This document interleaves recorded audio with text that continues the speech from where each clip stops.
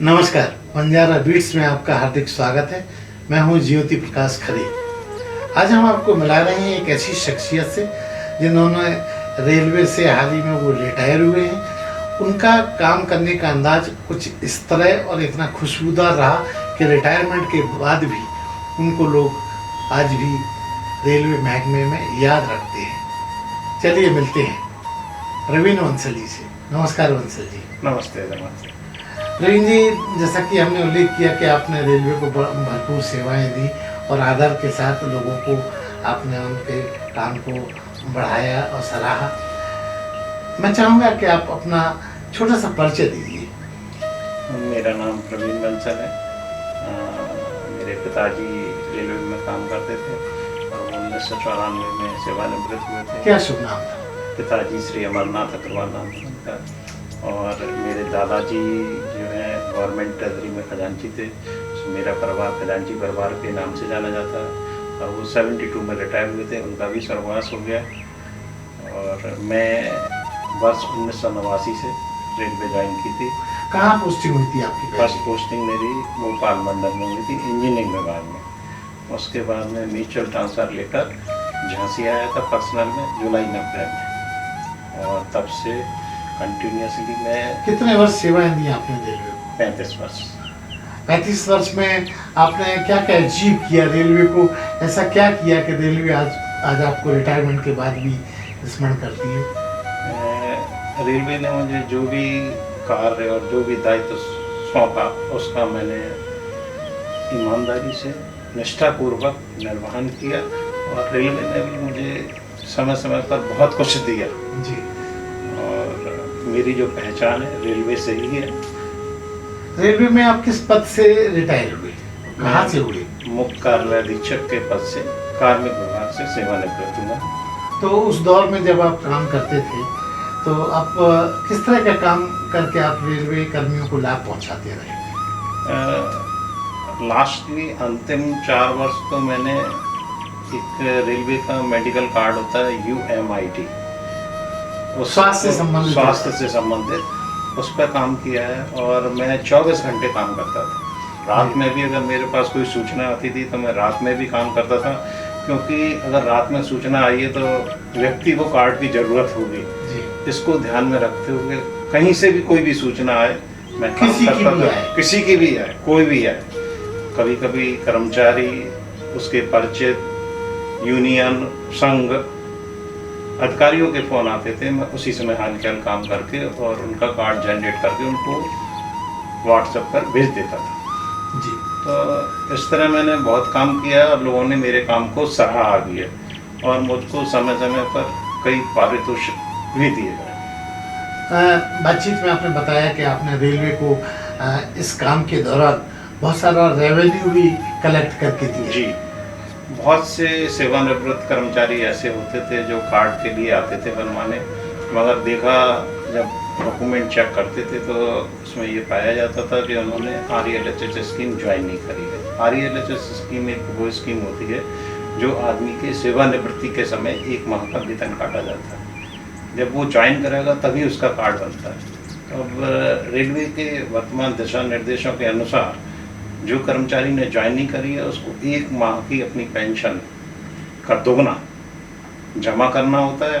जब वो जमा करता है तो उसका कार्ड फिर बना दिया जाता है। तो उस जमा करने का जो प्रोग्रामिंग थी आपकी, उससे आपने एक बताया था बातचीत में कि एक बहुत बड़ा अमाउंट आपने रेलवे को लाभ के। मैंने अभी लास्टली इस साल अप्रैल से दिसंबर तक करीब 15 लाख रुपए के आसपास रेलवे रेवेन्यू में जमा कराया है और उसके पहले भी मैंने करीब 50 से 60 लाख रुपए 3-4 सालों में जमा कराया होगा रेलवे रेवेन्यू जो लुप्त सा था।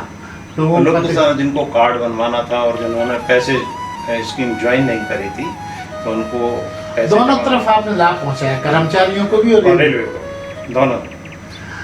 बंसल जी, आपके साथ एक बड़ी अटपटी स्थिति में रही। आपका स्वास्थ्य भी बीच में बिगड़ा, बहुत सारी आपके साथ विडम्बनाएं आई, उसको भी हमारे दर्शकों के साथ शेयर कीजिए। वर्ष 93 में मुझको कुछ परेशानी हुई। जब यहाँ पर दिखाया तो उन्होंने मुझको टाटा रेफर करा।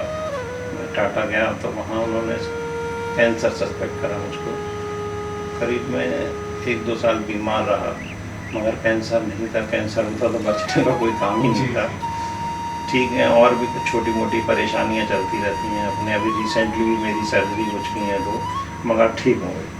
तो ये माना जाए कि आपने जो अच्छे काम किए वो दुआओं पे आप सुरक्षित हैं। हाँ, मान सकते हैं आप इसको। मैंने कभी किसी को कोई परेशान नहीं करा, हमेशा मदद करने का ही सोचा लोगों के बारे में।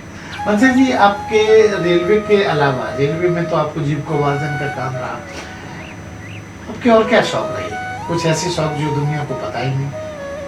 शौक तो मेरा केवल न्यूज़पेपर पढ़ना और न्यूज़ देखना, और बाकी और विशेष टूरिज्म वगैरह कहीं घूमने जाना? घूमने बहुत जाता है, और कहाँ घूमने कहाँ का आप शौक घूम के है। आए?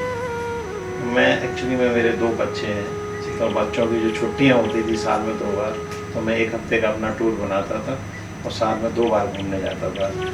वैष्णो देवी कई बार गया हूँ, नैनीताल गया हूँ, मंसूरी गया हूँ, और उधर भी भोपाल, इंदौर, इस तरह वैसे भी रेलवे वालों को प्रिविलेज मिलता है तो उसका फायदा उठाना चाहिए। बिल्कुल उठाया उसको।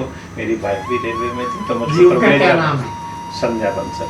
वो किस विभाग में रही? वो भी कार्मिक विभाग में थी और और मैं भी वर्तमान- कार्मिक विभाग में था। अच्छा, तो अभी वो वर्किंग में है या नहीं, सेवा? सेवानिवृत्त हो चुके हैं। आपके बच्चों के बारे में बताइए। 2 बच्चे हैं, मेरे तो 2 कहाँ कहाँ हैं, मेरे क्या 2 कर रहे बच्चे हैं? हैं। बेटा न्यूजीलैंड में है, एक कंपनी में मैंने डायरेक्टर है, और मैरिज हो चुकी है। मेरी बेटी सॉफ्टवेयर इंजीनियर है, उसकी भी शादी हो चुकी है, वो पूना में। अंशल जी, आपकी जिंदगी में टर्निंग पॉइंट क्या रहे? क्योंकि हर किसी की जिंदगी में ग्राफ ऊंचा नीचा तो होता ही है। कुछ आपको लगता है कि जो शेयर किया जाना चाहिए लोगों के साथ? टर्निंग पॉइंट तो जो आपको उतार- बहुत सुख भी दिया हो, कभी आपको लगा हो उतार चढ़ाव तो आते रहते हैं, क्योंकि मैंने हमेशा रेलवे के बारे में ज़्यादा सोचा है और अपने काम के बारे में सोचा है।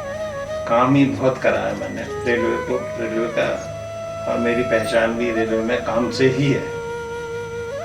जैसा कि बताया आपने कि काम की वजह से आपकी पहचान है, तो आपको रेलवे से तमाम सम्मान भी मिले होंगे, बहुत। उनका भी उल्लेख कीजिए। रेलवे से मुझे बहुत अवार्ड मिले हैं। वर्ष 2024 में ही मुझको 5 कमेंडेशन और एक DRM के द्वारा विशेष पुरस्कार दिया गया है 2000 रुपये का। ये जो मैंने रेवेन्यू जमा कराया है उसके उसमें विशेष पुरस्कार दिया गया है। बंसल जी, आपने अपने कार्यकाल में एक और महत्वपूर्ण काम किया था जो आपने बातचीत में हमें बताया था। हम चाहेंगे उसकी जानकारी हमारे दर्शकों को भी दें। जब मैं क्वार्टर सेक्शन में काम करता था तो उस समय हमारे अर्लियर सीनियर डिप्टी थे अनिल कुमार शापलिया जी। उन्होंने मुझे बुलाया और बोले कि एक इंजरी सेक्शन है, उसको आपको देखना है। मैंने उनसे कहा कि मैं ऑलरेडी बर्डन हूँ और मैं ये काम नहीं कर पाऊँगा। उन्होंने कहा no, you are capable and you can do it. नौकरी करना है, अधिकारी आदेश देगा तो काम तो करना ही होगा। मैंने करा, उसमें 100 से ज़्यादा केसेस पेंडिंग थे, तो सबको करा।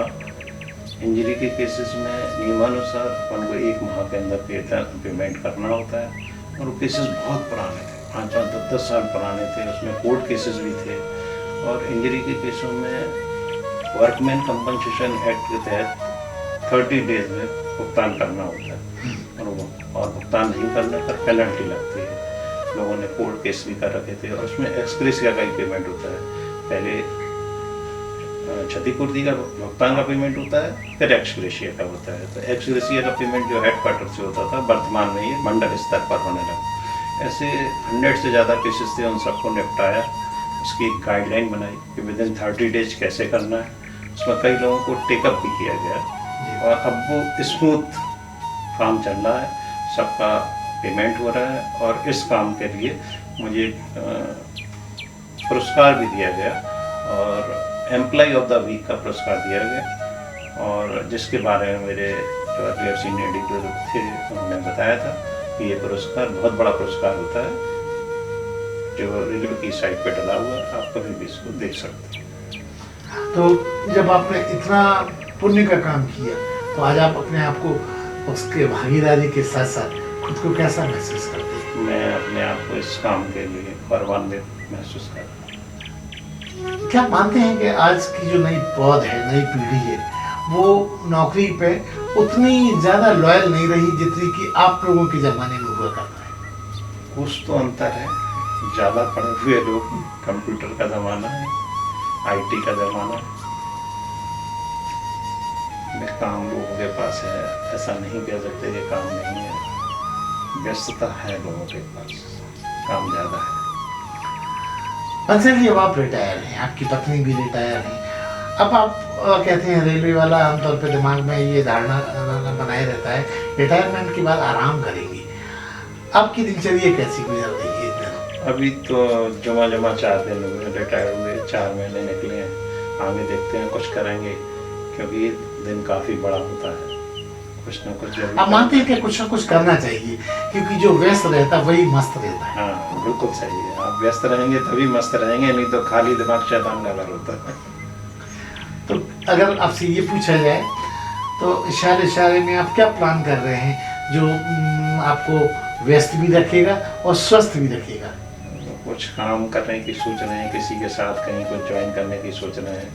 इकोनॉमिकली मैं बिल्कुल भी परेशान नहीं हूँ, क्योंकि वाइफ भी सेवानिवृत्त है, मैं भी सेवानिवृत्त हूँ, दोनों को बहुत अच्छी भारत सरकार पेंशन देती है और मेरा खुद का अपना निजी मकान है, किसी तरह की कोई समस्या नहीं है। वैसे ही जुड़ के किसी की सेवा करना, कुछ करना, अपना समय पास करना, व्यस्त रहेंगे तो मस्त रहेंगे, इसी उद्देश्य से देख रहे हैं। बंसल जी, क्या रिटायरमेंट के बाद बहुत सारे लोग सोशल विंग में जुड़ जाते हैं, समाज सेवा से भी जुड़ाव लोग से मानते हैं कि उससे उनको आनंद भी मिलता है और दूसरों को लाभ भी पहुंचाने की कोशिश करते हैं, ऐसा कुछ प्लानिंग है क्या? समाज सेवा में भी कुछ जुड़ा हुआ हूँ, लायंस क्लब है उससे जुड़ा हुआ हूँ और उसमें भी बढ़ चढ़ के हिस्सा लेता हूँ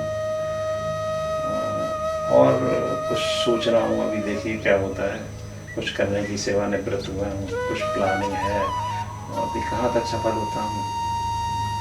बंसल जी, लास्ट अंत में मैं ये जानना चाहूँगा कि अगर आपसे पूछा जाए कि आपकी 2 ख्वाहिशें अब आपकी बाकी की ज़िंदगी में क्या हो सकती है, तो वो हमारे साथ शेयर कीजिए। ख्वाहिश तो मेरी लगभग सभी पूरी हो गई है, कोई ख्वाहिश बाकी नहीं है।